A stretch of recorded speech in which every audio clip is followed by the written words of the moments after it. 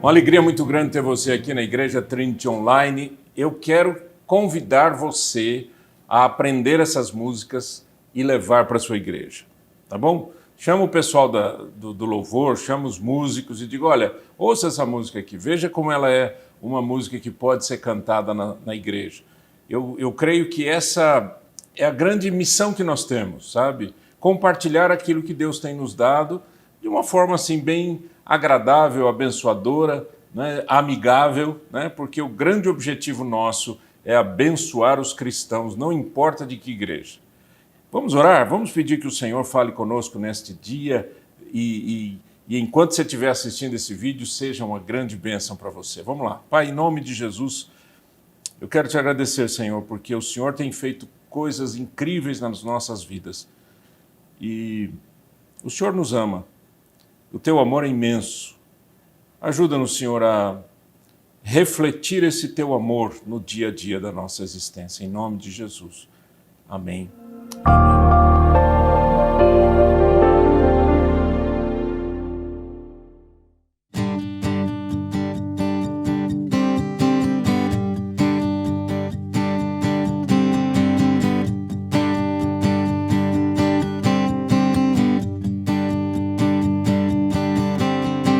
Deus de amor e de poder, eu confio em ti, te entrego meus caminhos, tudo és para mim. Se o medo vem, não temerei, pois o Senhor comigo está. A paz nos dá, me alegrarei, pois o Senhor comigo está.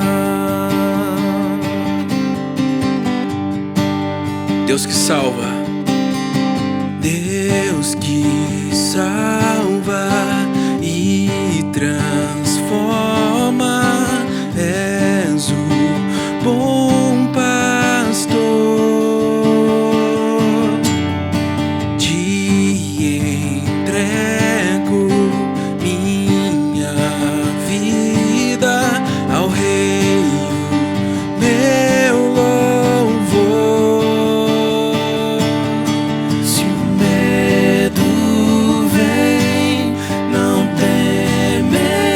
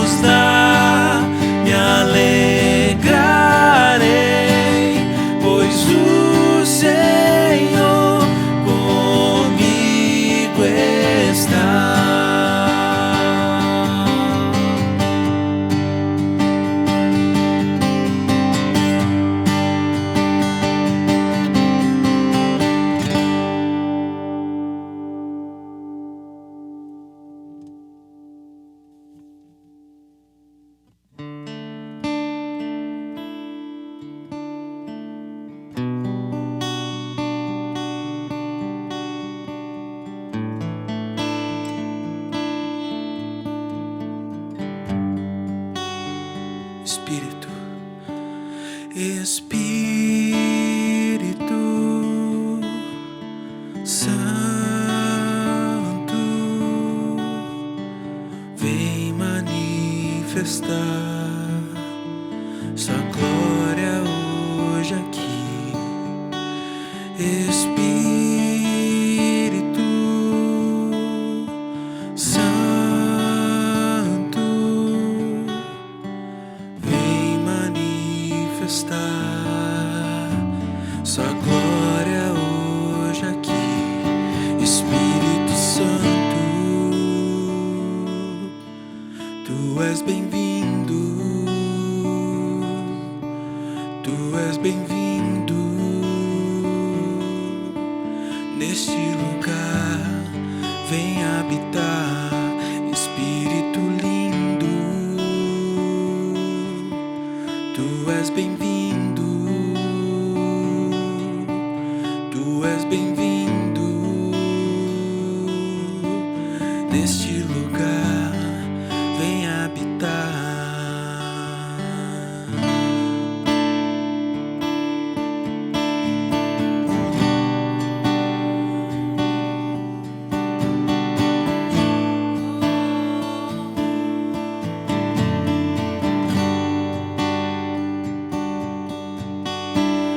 Espírito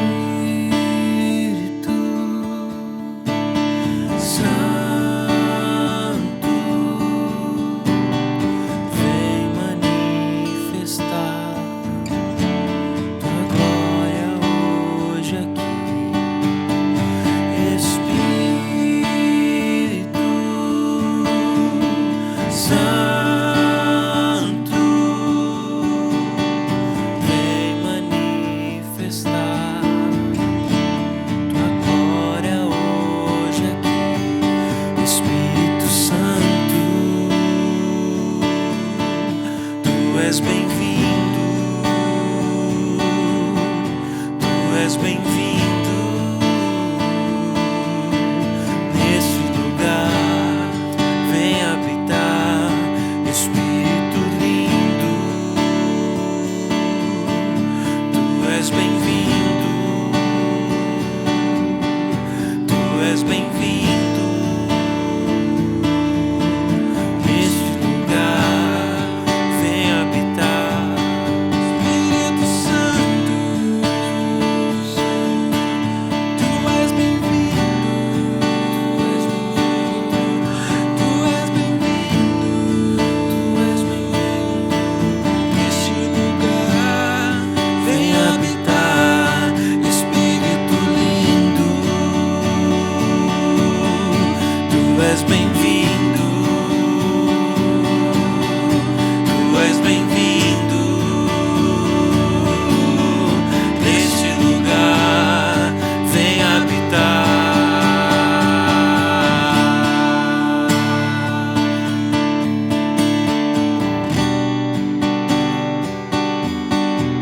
Sobre nós, sobre as nossas vidas,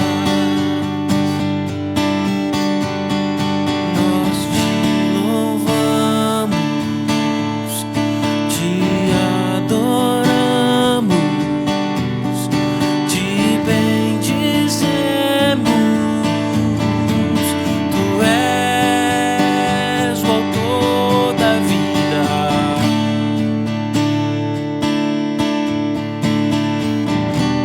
tu és o autor da vida,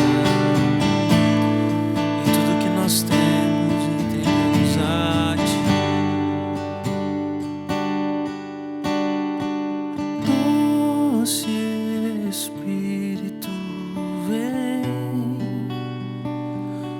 sobre nós, vem. Queremos te ouvir, queremos te ouvir. Doce Espírito, vem sobre as nossas vidas, vem. Queremos te ouvir.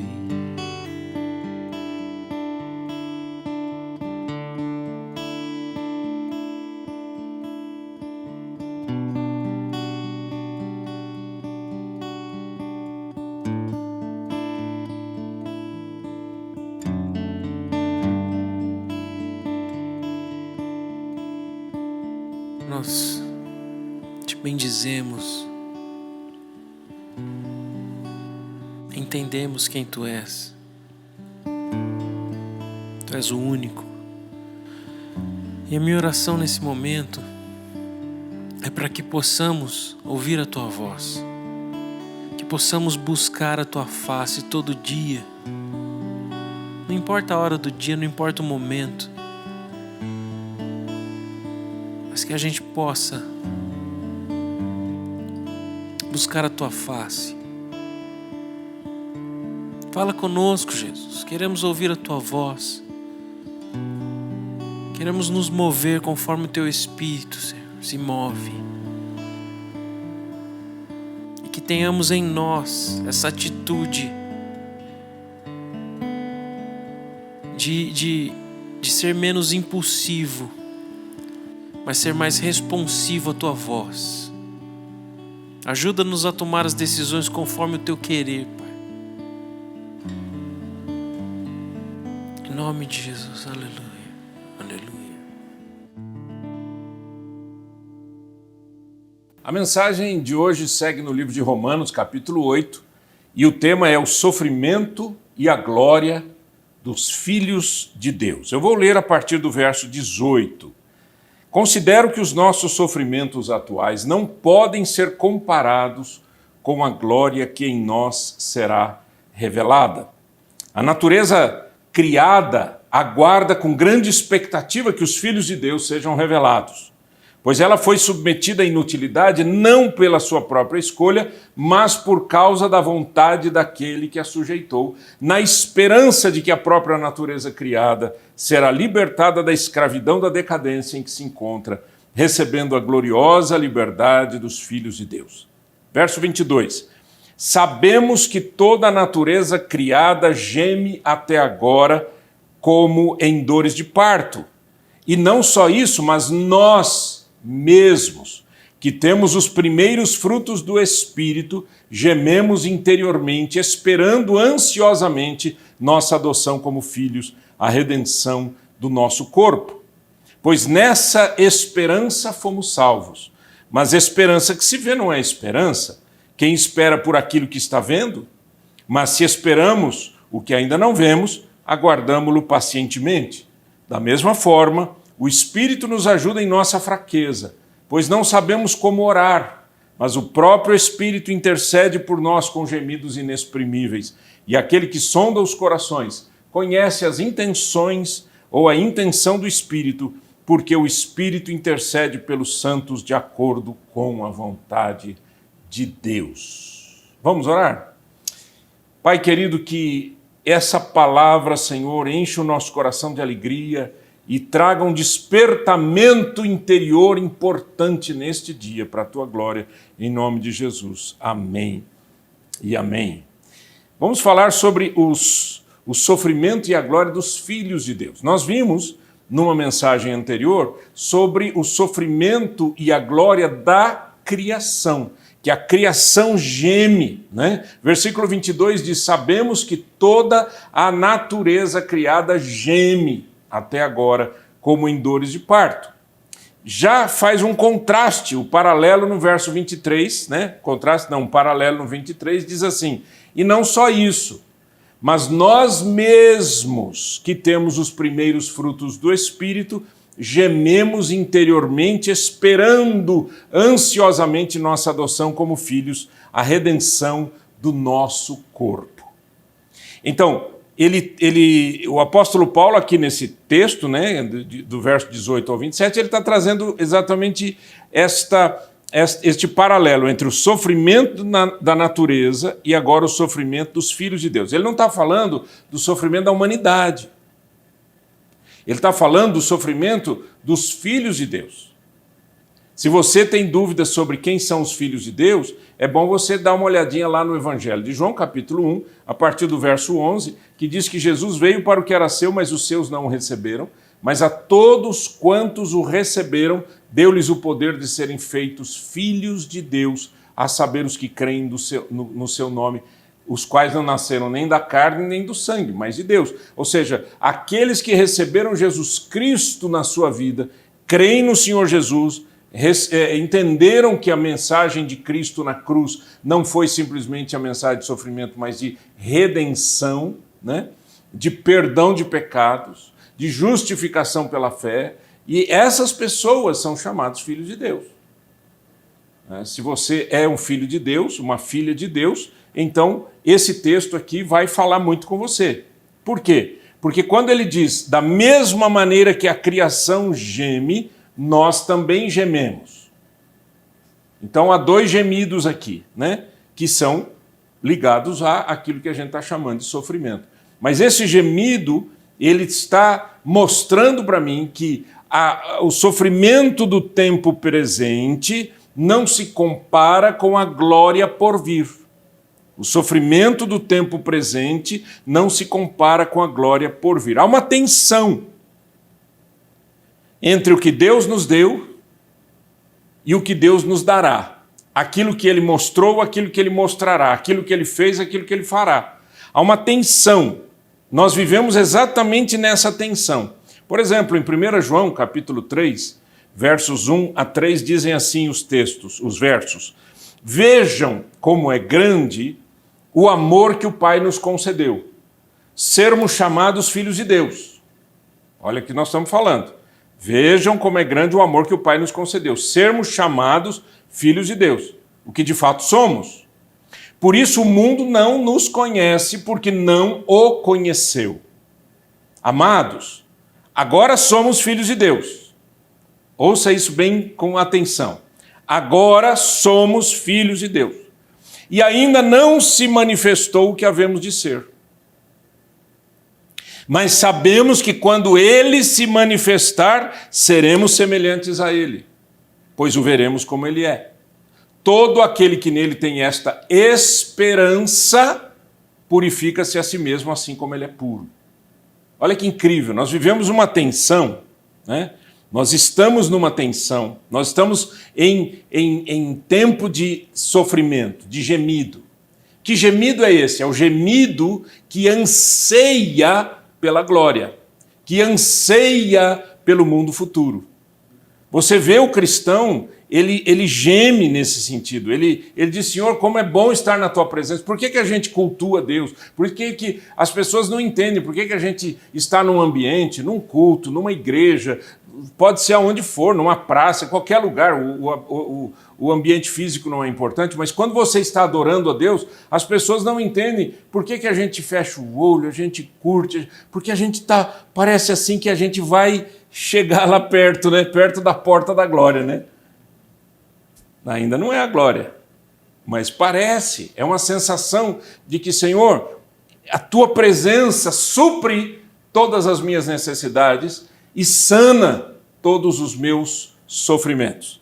Né? Então, 1 João diz, nessa tensão, aquele que tem esta esperança, guarde essa palavra, aquele que tem esta esperança, purifica-se a si mesmo. Então, enquanto aqui na terra, a minha jornada é do momento em que eu recebi a Cristo até o momento em que estarei na glória, é um tempo de santificação. É aquilo que ele chama de purificação. Aquele que tem esta esperança purifica-se a si mesmo. No verso 23 do capítulo 8 de Romanos, diz assim, e não só isso, mas nós mesmos que temos os primeiros frutos do Espírito, gememos interiormente, esperando ansiosamente nossa adoção como filhos, a redenção do nosso corpo. Verso 24, pois nessa esperança fomos salvos. É interessante que a palavra esperança aqui, nesse texto, ela vem como algo que nos ajuda a passar por esse tempo de tensão. Por causa da esperança, quer dizer, esperança é aquilo que você espera, que não aconteceu ainda, por isso que ele fala, a esperança que se vê não é esperança. A esperança, eu aguardo ansiosamente a adoção como filho perfeita e perpétua, né? Estarmos na presença do Senhor, mas o que me sustenta é a esperança. A esperança vai desaparecer quando? Quando eu estiver com o Senhor para todo sempre. Por isso que Paulo fala em 1 Coríntios 13, agora, pois, restam a fé, a esperança e o amor. O maior desses é o amor. Por quê? Porque a esperança desaparece quando eu estiver com o Senhor para sempre. E a fé? Eu não preciso mais de fé, né, no sentido de confiar e aguardar. Eu estarei com o Senhor para todo sempre. Então, o que nós estamos falando aqui? Que o tempo de sofrimento do cristão é protegido pela esperança. Lembra que lá em 1 João 3, o apóstolo João fala: todo aquele que tem nele esta esperança purifica-se a si mesmo. Então, o que me sustenta nesse período de sofrimento é a esperança. Por exemplo, fala-se muito, né, hoje sobre resiliência. Você já ouviu falar nessa palavra, resiliência? Tem gente que usa essa palavra, mas não sabe exatamente o que é. Resiliência é tirada, essa palavra, ela foi, vamos dizer, emprestada da física, né? Quer dizer, a resiliência dos materiais. Então, se eu tenho um material que eu dobro e depois ele volta, eu dobro, ele volta, ele é resiliente, né? Só que ele é resiliente até certo ponto. Tem um ponto que ele quebra, que ele é destruído. Então, a resiliência que se utiliza hoje muito no mundo corporativo, o pessoal fala em resiliência, é o quanto que você passa por problemas e por sofrimento e retorna ao estado original de ânimo, de força, de criatividade, de inovação. Agora, pense nisso do ponto de vista do cristianismo, né? Da nossa vida cristã. A gente sofre nesse mundo? Sofre. Por que a gente sofre? A gente sofre por muitas razões. Primeiro, por causa da humanidade, né? Nós somos humanos. E porque somos humanos, sofremos as dificuldades que o nosso corpo enfrenta, de envelhecimento, de enfermidades e assim por diante. Segundo, por causa do pecado. O pecado destrói. O apóstolo Paulo, lá no capítulo 3, diz que o salário do pecado é a morte. Quer dizer, o que resulta do pecado? Morte, destruição, né? As pessoas, elas erram, pecam e vão colhendo todo o efeito do pecado. A pessoa diz assim: eu não sei o que aconteceu com o meu casamento, né? Estava tudo bem, de repente quebrou. Não é de repente, você sabe disso. Isso é mentira, isso não existe, né? É uma somatória de erros, uma somatória de pecados. Isso acontece na educação dos filhos, isso acontece no relacionamento conjugal, é uma somatória. Por isso que a Bíblia diz que a gente não deve permitir que a ira passe da noite para o dia seguinte. E diz: irai-vos, mas não pequeis. Não deixe o sol se pôr sobre a vossa ira.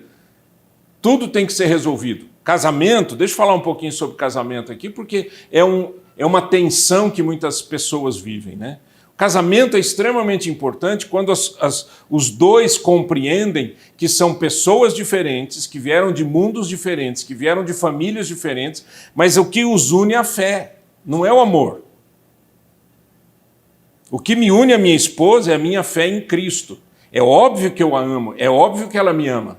O amor sedimenta, cura, ajuda, une, mas o que nos ajuda a viver em paz é que além de nós existe um Deus. Então está além de nós esse Deus. Eu vou prestar contas para Deus do meu relacionamento com a minha esposa. Eu não vou prestar conta para a minha esposa do meu relacionamento com ela. No momento em que você começa a compreender isso, a sua vida começa a ter um sentido diferente. Por quê? Porque eu não quero pecar contra Deus no relacionamento com a minha esposa. A mulher não quer pecar contra Deus no relacionamento com o seu esposo. Agora, você vai deixando isso daí passar, e passa um dia, passa outro, e ira aqui, guarda um ressentimento ali, tem uma mágoa lá, tem uma coisa ruim aqui, não foi resolvido ali, isso vai somando, vai somando, vai somando, na hora que os dois acordam já é tarde. Não permita que isso aconteça na sua vida. Voltando para o nosso texto, como é que a gente aplica isso? A esperança que nós temos está longe de nós. Olha só, ela está além de nós. A glória está fora de nós, ela não está em nós. Percebeu ou não? Eu vou experimentar a glória do céu. Então, enquanto eu vivo na esperança desta novidade de vida quando eu estiver com o Senhor para sempre. Ou seja, a força que eu tenho para passar pelas tribulações e pelas dificuldades está fora de mim, ela não está em mim.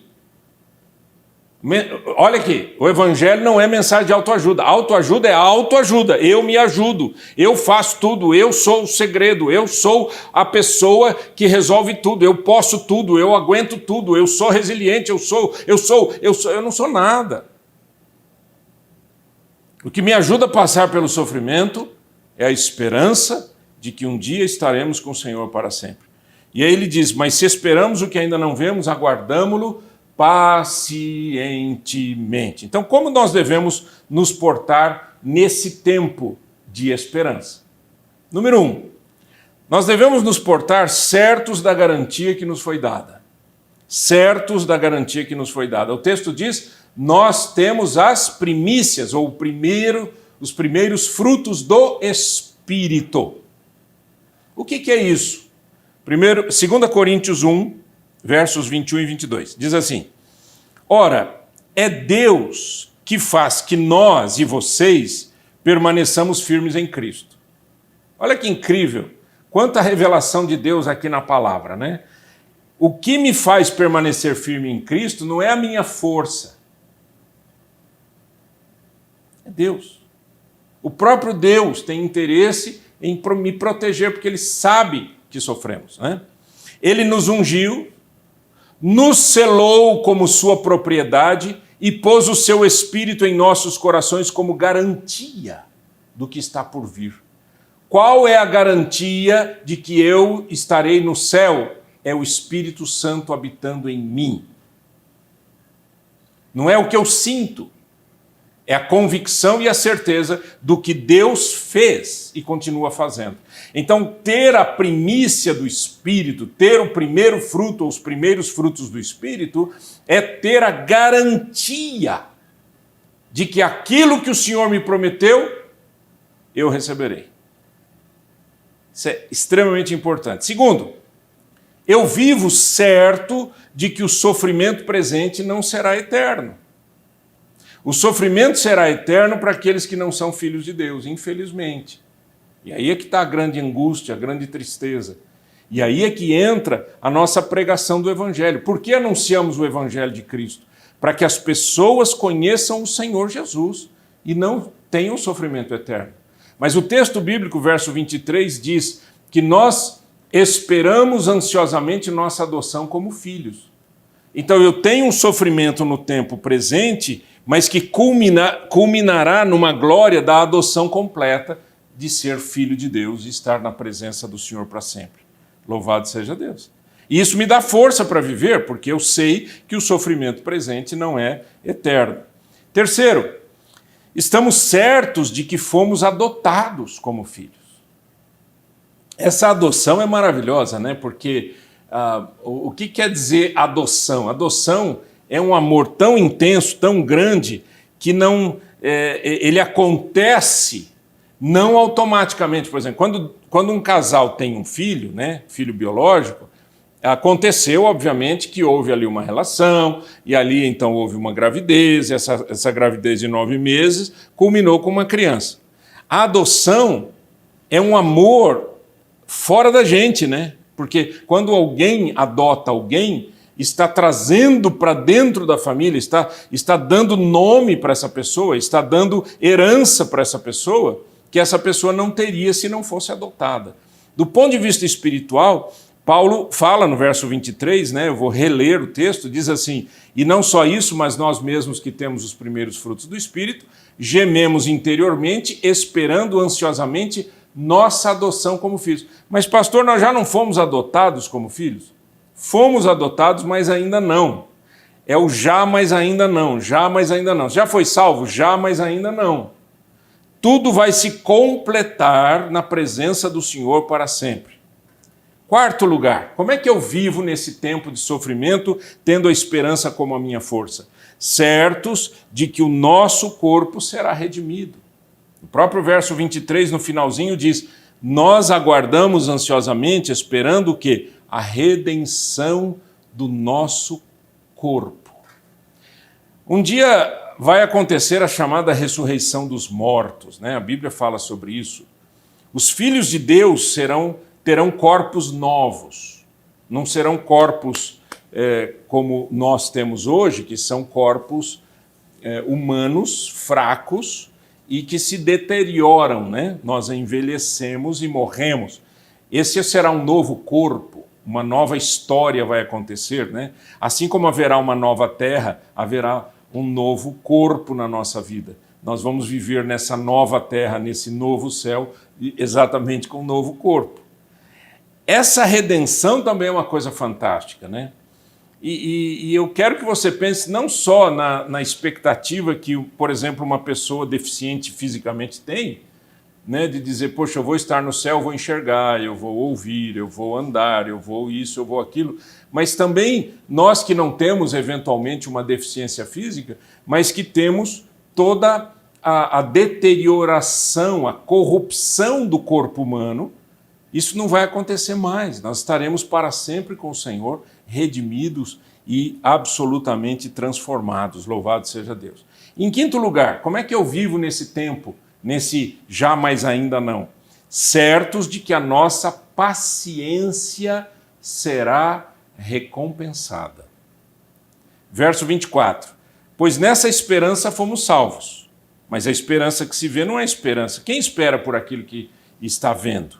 Mas se esperamos o que ainda não vemos, aguardamo-lo pacientemente. As pessoas não gostam muito dessa palavra, não, paciência, né? Paciência. Não gosto por quê? Porque a gente quer tudo na hora, né? A gente quer que as coisas aconteçam na hora. E às vezes a gente está lendo a Bíblia e você, né, de uma folha para outra, você vê um milagre, depois você vê outro milagre, depois você vê outro milagre, você só esqueceu de fazer um estudo naquele texto para ver que muitas vezes passaram-se muitos anos, ou às vezes passaram-se gerações, de uma página para outra. Deus não fica distribuindo milagres assim para as pessoas ficarem felizes. Deus quer que o meu coração seja transformado. O que é que os judeus que receberam Jesus, quando Jesus veio ao mundo, o que é que os judeus esperavam? O Messias.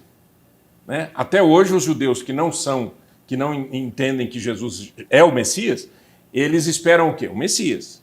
E qual é a característica do Messias para aqueles que não creem em Jesus Cristo? É que o Messias é um líder político, é um líder militar, é um líder poderoso, é um líder grande, é um líder que vai resolver problemas sociais. Por isso que quando o anticristo chegar, ele vai ser confundido por muita gente, vão achar que é o Messias que está chegando. Mas quando Jesus Cristo veio, o que os judeus esperavam? Também um Messias. E o que os discípulos esperavam? Também um Messias, nesses mesmos termos. Mas quando perguntaram para Jesus sobre a mensagem dele, o que é que ele falava? Ele dizia, está próximo, chegou o reino de Deus. O reino de Deus não está aqui, não está ali, não está acolá. O reino de Deus está dentro de nós. É isso que Jesus pregou.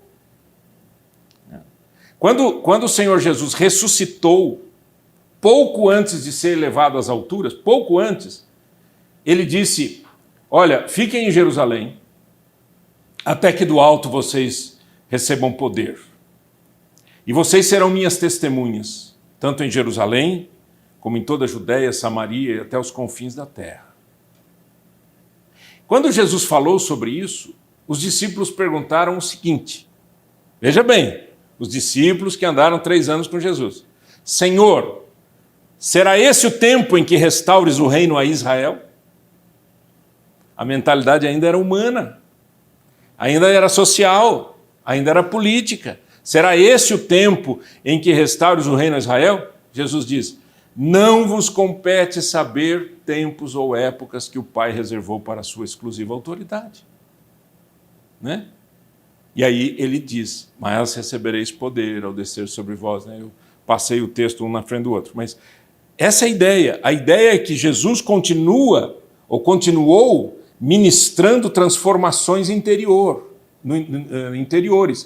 transformações do coração, trazendo o reino para dentro de nós. E as pessoas continuaram a pensar humanamente, politicamente, economicamente, etc. Quando Jesus fez os milagres lá dos pães, né, o que é que o pessoal queria? Fazer Jesus um rei. Por quê? Caramba, né? Imagina ter um rei que multiplica pão, eu não preciso mais nem trabalhar.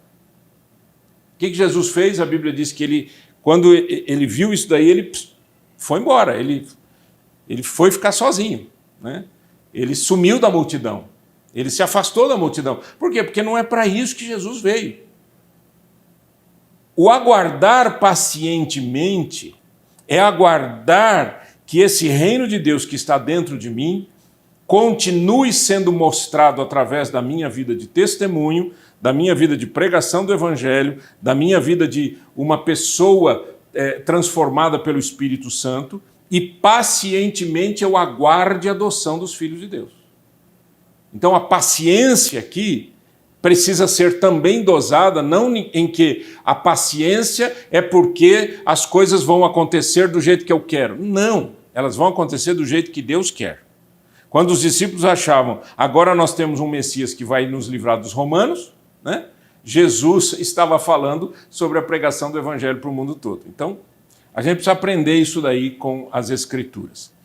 Agora, no texto que a gente leu, Romanos capítulo 8, verso 18 em diante, fala dos gemidos da criação, lembra? Fala dos gemidos do Filho de Deus, e agora ele fala dos gemidos do Espírito Santo. Olha só. Romanos 8, 26 e 27. Da mesma forma, o Espírito nos ajuda em nossa fraqueza, pois não sabemos como orar, mas o próprio Espírito intercede por nós com gemidos inexprimíveis. E aquele que sonda os corações conhece a intenção do Espírito, porque o Espírito intercede pelos santos de acordo com a vontade de Deus. Glória a Deus. Primeiro ponto aqui para a gente pensar. Deus sabe que somos fracos. Mas Deus sabe que nós não estamos perdidos. Há uma diferença muito grande. Eu sou fraco em que sentido? Verso 26. O Espírito nos ajuda em nossa fraqueza. Eu não sei orar como convém, eu não sei buscar a Deus corretamente, eu tenho as minhas fraquezas emocionais, não é? Quem nunca teve uma situação de tristeza, uma tristeza profunda, não sabe o que está acontecendo. O nosso corpo é assim, né? A gente tem um desequilíbrio hormonal, pronto, a gente já fica com calor demais, com frio demais, com medo, com depressão, sei lá, um monte de coisas simplesmente pelo desequilíbrio do nosso corpo. Então, nós somos fracos. E a hora que a gente vai falar com Deus, a gente também é fraco, porque a gente não sabe orar como convém, numa outra tradução, né? E aí o apóstolo Paulo diz, o Espírito nos ajuda em nossa fraqueza. Eu sou fraco, mas não estou perdido, porque eu estou em Cristo. Glória a Deus. Eu estou seguro nas suas mãos. E Ele vem ao meu encontro para me ajudar. Segundo, Deus provê aos seus filhos um intercessor. Ele diz, o próprio Espírito intercede por nós. Olha que coisa incrível. O próprio Espírito, o Espírito Santo, intercede por nós. O apóstolo Paulo não está falando aqui de nada diferente do que está escrito. Não inventa, tá certo? Essa intercessão do Espírito é a ajuda que Deus provê para nós fracos. Na oração, o Espírito Santo me ajuda a que essa oração seja compreensível diante do Pai. E aí a Bíblia diz que ele geme com gemidos inexprimíveis. Literalmente é gemidos sem palavras. Por que o Espírito Santo geme por nós? Porque nós gememos. A gente muitas vezes tenta expressar em alguma palavra, a gente não consegue. O Espírito Santo nos apoia, nos ajuda e nos leva ao coração do Pai. Gente, eu fico pensando o seguinte, tem muita gente, muito cristão que diz assim, eu estou sozinho, eu estou passando isso, não sei o que. Será que Deus não está vendo? É falta de ler as Escrituras e saber o que você já tem. você não sabe o que tem, você fala bobagem. Né? É a mesma coisa que um pai que chega para o filho e diz: filho, está aqui, ó, tem aqui um dinheirinho aí para você ir lá na cantina comer alguma coisa. Né? E põe no bolso do filho. Aí o filho vai para a escola e chega na hora de comer alguma coisa, ele senta num cantinho e diz: seria tão bom se eu tivesse dinheiro para comer. Você tem. Você não prestou atenção que o pai já te proveu isso aí. Então, Deus provê uma intercessão, uma ajuda, você não está sozinho. O Espírito Santo intercede por nós. E o Pai Celestial, que é o próprio Espírito, que, né, é a Trindade, aqui existe uma conexão perfeita. Por isso que ele diz que o Pai, ele entende as intenções do Espírito, né? Entende aquilo que o Espírito Santo está trazendo. Então, verso 27, e aquele que sonda os corações conhece a intenção do Espírito, porque o Espírito intercede pelos santos de acordo com a vontade de Deus.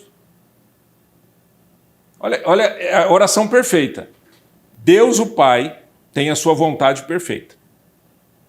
O Espírito Santo sabe qual é a vontade do Pai e traz uma intercessão para mim que estou orando aqui no cantinho, em sofrimento, no ainda não, né? Esperando a adoção de filho, vivendo na esperança. E nesse tempo o Espírito Santo leva o meu gemido com o seu gemido ao coração do Pai em oração perfeita. Por quê? Porque ele sabe qual é a vontade do Pai. Uau! E eu não sei porque que tem gente que reclama ainda, né? E acha que está vivendo uma vida difícil ou problemática ou coisa parecida. Aprenda a ler a Bíblia do jeito que a gente está lendo aqui, ó. Tá vendo? Não tem complicação nenhuma. Vai lendo, vai absorvendo as verdades de Deus. A partir de hoje, pare de reclamar que você está sozinho, que não sei o quê. Deus ama você. Se você ainda não entregou sua vida a Cristo, faça-o imediatamente, porque essa realidade que estamos ministrando é para os filhos de Deus, não é para a humanidade de um modo geral, tá bom? Então veja que, só para resumir, nós vimos no verso 22, a natureza geme até agora. No 23 diz que nós que temos os primeiros frutos do Espírito gememos interiormente. E no 26 diz que o Espírito Santo intercede por nós com gemidos inexprimíveis. Vamos orar? Obrigado, Senhor, porque podemos ler a palavra do Senhor e podemos experimentar o que o Senhor fez por nós e que nem sempre nós temos consciência. Mas hoje tivemos mais um pouco de consciência sobre o grande amor do Senhor para com os seus filhos.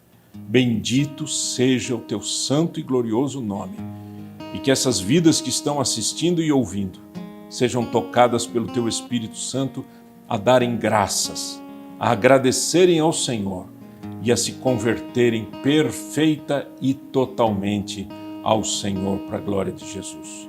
Amém e amém. Que Deus te abençoe e abençoe a sua família. As vozes deste mundo não me distraiam, quero ouvir tua voz. Que os prazeres deste mundo não ocupem teu lugar. Teu amigo quero ser, não só ouvir, mas sim obedecer.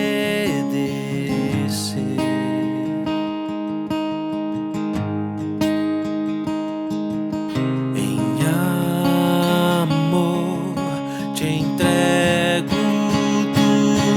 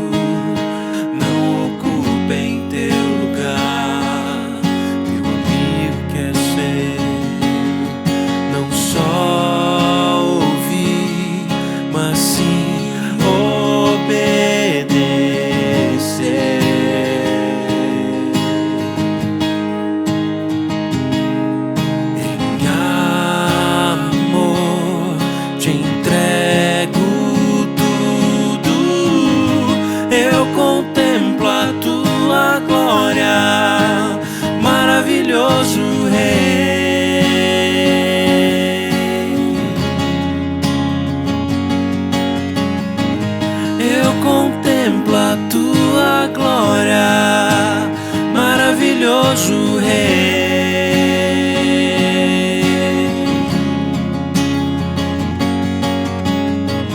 Eu contemplo a tua glória, maravilhoso Rei.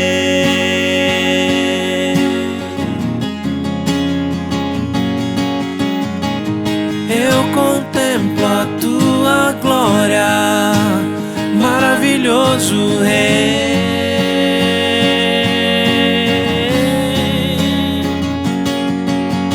Tu és o Rei, tu és o Rei. Jesus, Jesus, tu és o Rei, tu és o Rei. Jesus, Jesus, tu és o Rei, tu és o Rei. Jesus, Jesus, tu és o Rei, tu és o Rei. Jesus, Jesus.